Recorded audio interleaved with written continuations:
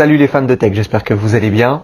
Aujourd'hui, nous allons reparler de ma mésaventure avec mon drone Anafi de chez Parrot. Si vous avez vu mes précédentes vidéos, vous savez que je l'ai craché il y a maintenant 7 mois de ça, donc au mois de février. Et depuis le mois de février, je galère pour le remplacer parce que effectivement, j'ai une assurance qui couvre tous les dommages concernant mes objets multimédia du quotidien. Les drones sont couverts, sauf qu'il s'avère qu'avec le confinement, la crise du coronavirus, etc., il s'avère que Parrot a fermé ses lignes de réparation, ses centres de réparation, et du coup, il m'a été impossible d'obtenir assez vite un devis pour pouvoir me faire rembourser par mon assurance. Donc j'ai dû faire appel à un réparateur tierce sur la région parisienne qui a pu me faire un devis. Malheureusement, le devis a été refusé par mon assurance parce qu'il dépassait la valeur du drone, ce qui est assez normal. En revanche, mon assurance me rembourse le coût d'achat d'un nouveau drone, dans la limite, effectivement, de ce que m'a coûté le premier. Alors le souci, c'est que moi, pareil, si vous avez vu quelques-unes de mes vidéos, vous savez que j'achète très rarement au prix constructeur mes objets. L'Anafi, je l'avais payé 550 € au lieu des 900 € pour la version extended avec les 2 batteries supplémentaires. Du coup, il fallait que je trouve un Anafi ou un autre drone.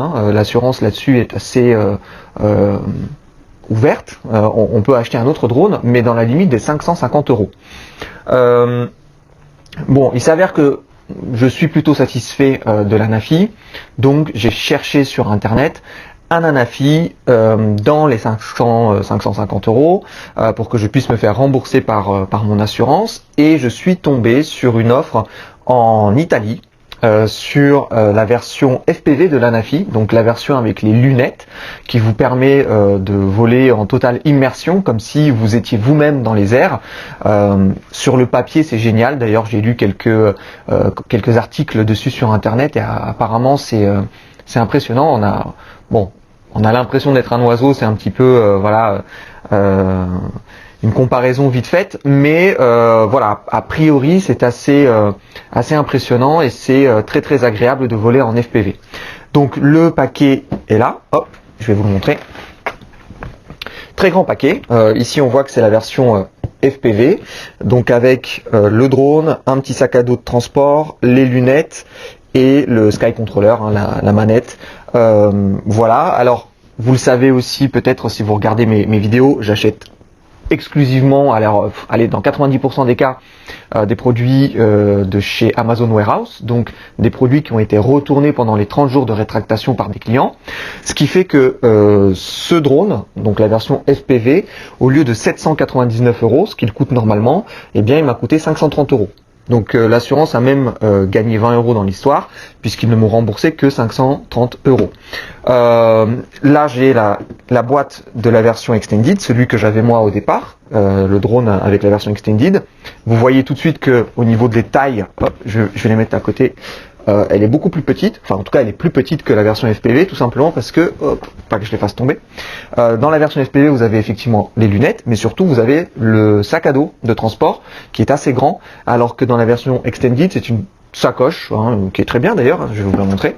Hop, c'est une sacoche de transport, mais qui prend bien sûr beaucoup moins de place, elle est là. J'ai pu la conserver, j'ai juste plus le drone qui lui a été retourné chez mon assureur. Voilà, la différence aussi comparée à la version extended, c'est que dans la version FPV, vous n'avez qu'une seule batterie. Donc si vous voulez voler plus de 25 minutes, vous êtes obligé d'acheter des batteries supplémentaires.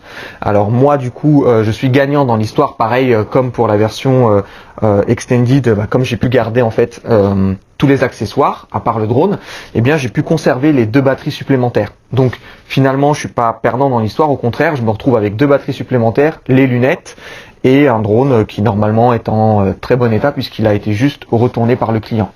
D'ailleurs on va voir ensemble tout de suite si vraiment il est en bon état, et on va ouvrir le carton pour voir ce qu'il y a dedans. C'est parti pour le déballage. Voici donc le carton vu du dessus.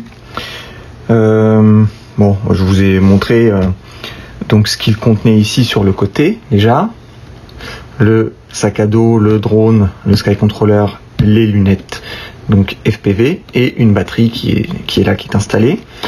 Je vais juste m'arrêter 2 secondes sur la différence entre le modèle FPV et le modèle classique au niveau donc des ailes, puisque c'est la seule différence dans le corps du drone. Les ailes ici sur l'Anafi FPV sont plus courtes que celles de l'Anafi normale. Je vais vous montrer ça, même si j'ai pas l'ancien drone, j'ai quand même ici la photo. Hop. Vous voyez, si je le mets là comme ça, ici il y a une protubérance que vous n'avez pas sur la version FPV, et du coup vous gagnez sur la version FPV 2 cm en longueur. Donc si vous voulez le ranger dans une valise ou un sac à dos ou autre, peu importe, eh bien le drone sera 2 cm moins long si vous achetez la version FPV. Ça peut jouer dans certains cas. On va ouvrir. Donc hop, on va le retourner pour ouvrir. Ici, on coupe le pied. Donc là, vous voyez à nouveau tout le contenu que nous sommes supposés retrouver à l'intérieur. Et ça, c'est vachement bien. Je vous en ai pas parlé, mais les lunettes se plient. En fait, elles se replient sur elles-mêmes et comme ça, vous gagnez de la place pour les ranger. Parce que sinon, effectivement, si vous avez des lunettes de réalité virtuelle ou des Google Card ou des choses comme ça, vous savez que ça prend quand même pas mal de place. Et bien, ce modèle-là se replie sur lui-même pour être plus ou moins aplati et du coup pour vous faire gagner de la place dans votre sac. Hop. Voilà. Et on retourne encore une fois.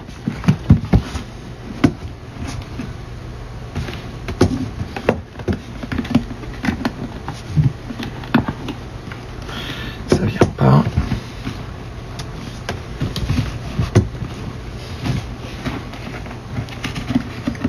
On peut bien ouvrir ici.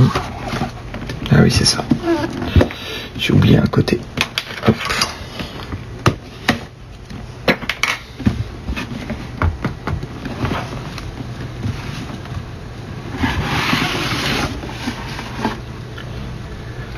Et voici le contenu devant nous, donc le petit sac à dos qui est assez grand, hein. Vous voyez, si je vous prends la sacoche qui elle est fournie avec le modèle Extended, elle fait la taille d'une de mes mains en longueur. Bon, si ça vous parle pas trop, je vais à nouveau utiliser, vous savez, les fameuses piles que je vous mets souvent pour comparer. Donc ça, c'est une pile, donc ça fait à peu près bon, grosso modo 3 piles et demie en termes de hauteur.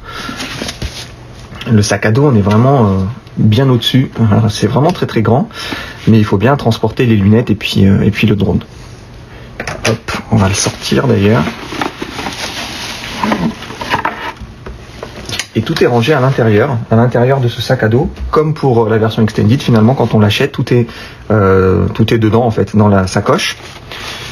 C'est pas si mal comme emballage, enfin, en tout cas comme sac. Je vais pas pouvoir vous le montrer dans le sens de la hauteur comme ça parce que je filme en 16/9, mais voilà, vous le voyez, c'est plutôt pas mal. Et si on ouvre, pour l'ouvrir, je pense qu'il faut le retourner.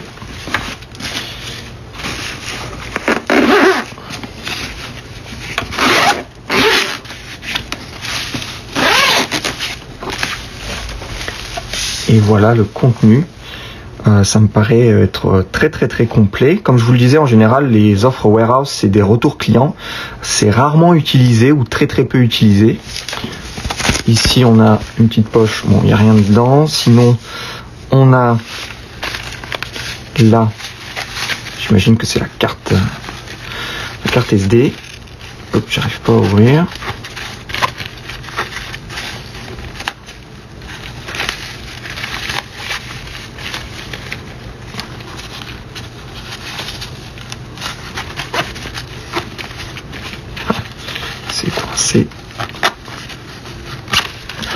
Voilà, je l'ai vaincu. Donc effectivement, elle doit être à l'intérieur du drone, j'imagine. Ça, c'est l'adaptateur. Très bien. On grosse pochette pour une petite carte SD, mais pourquoi pas. Le Sky Controller, c'est le même que sur la version extended, donc pas de surprise. C'est exactement la même chose. On ouvre, il s'allume. Ici, on peut mettre différentes tailles de téléphone ou même de tablette si elle est suffisamment petite. Sky Controller, je l'ai déjà dit d'ailleurs dans une de mes précédentes vidéos, donc le contrôleur de chez Parrot qui est beaucoup mieux que celui de DJI pour ce qui est de l'installation des téléphones, des smartphones ou des tablettes, c'est bien mieux pensé. Hop. Ce qui est pas super bien pensé par contre sur cette sacoche, c'est que la partie arrière, donc qu'on ouvre, n'arrête pas de retomber. Donc on est supposé la tenir tout le temps, j'imagine, pour pas que ça se referme, c'est un petit peu chiant. Ici, une autre petite pochette avec un gros câble USB-A vers USB-C pour la recharge.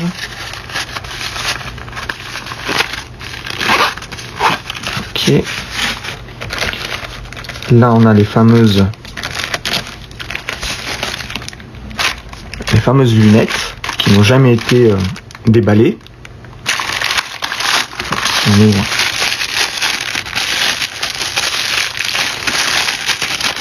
Alors ça, je vous le dis tout de suite, hein, pour mes prochaines vacances, ça viendra avec moi. Ça doit être génial, parce que je vais près de la montagne, ça doit être génial de voler à flanc de montagne avec ce genre de truc.